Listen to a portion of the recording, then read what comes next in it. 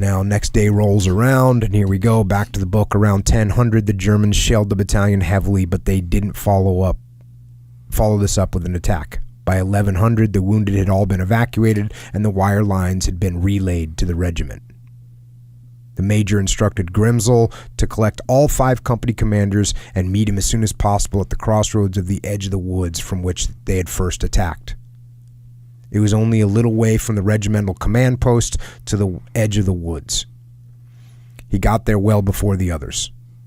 When they came up a few minutes later, he missed Newcomb before he caught the meaning of their odd manner.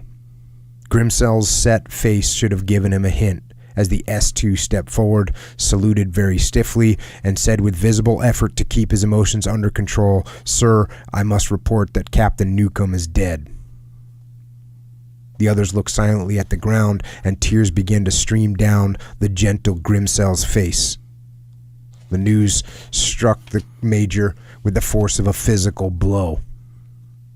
Of all the fine men he had met since taking command of the battalion, Newcomb had been one of the very best. He was quick, willing, and intelligent, wise far beyond his 24 or 25 years. He also stared at the ground for a moment and then asked quietly, "How did it happen?" Ryan spoke up. "Same sniper, same place as the doc." So a doc had been killed earlier by a sniper.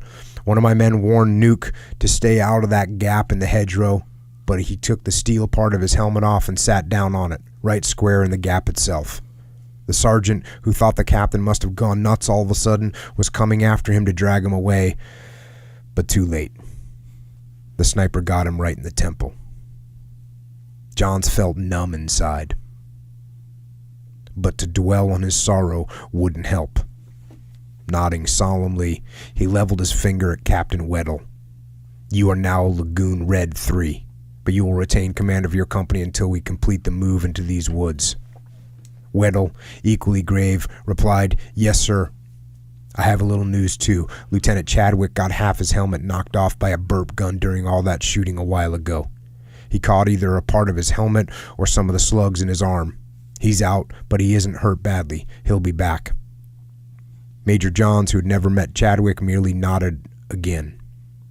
It didn't hurt so much when you didn't know the man. Furthermore, a wound, regardless of its severity, lacked the awful finality of death. Chadwick's temporary loss meant one less officer, whereas Newcomb's death left a hole in his heart. Although he knew Weddell would probably be a good S3 too, Newcomb, in the 4 short days he had known him, had become a friend. Grimsel had moved a little away from the others. He was leaning against a tree, his head down in the curve of his arms, sobs shaking his body. He and Newcomb had become close friends for years and had worked together daily. The major spoke to Captain Menzer, the headquarters company commander. "See that Lieutenant Grimsel is pulled off somewhere where it's quiet and given a chance to lie down and get some rest. If he objects, tell him it's an order. I don't want to see him around anymore today." Menzer, small and dapper, saluted sharply. "Yes, sir. I'll look after George, all right."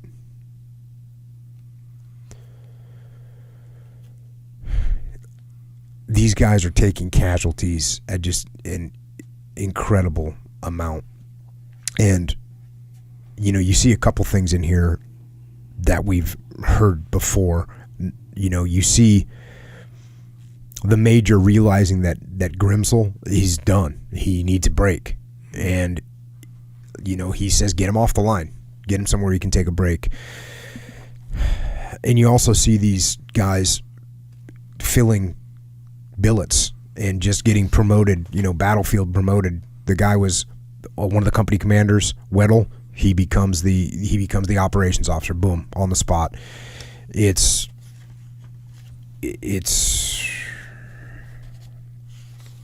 really, you can see why this book was one of Hackworth's favorite books.